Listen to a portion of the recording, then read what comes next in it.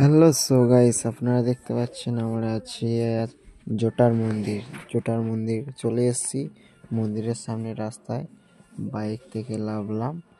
এবার দেখো ঠাকুর মন্দির টন্দির তোমাদেরকে দেখাচ্ছি। দেখুন কি দারুণ দেখতে, সেই লাগছিল মন্দির। হাইটটা দেখো, হাইট মাথা উঁচু করে দেখতে হচ্ছে, এত লম্বা। আর আমরা এসেছি দাদাদের সঙ্গে। চারগলায় গাছগুলো দেখো, সব বড় বড়, কি ভীষণ মোটা মোটা। দেখুন সব দাদা ভাইপো টাইপো সব এসছি আমরা, যদিও আমাদের বাড়ি ছাড়া একটু দূরে। রায়দিক মানে কতটা উঁচু দেখো, রায়দিকের এলাকায় আর কি জোটার মন্দিরটা।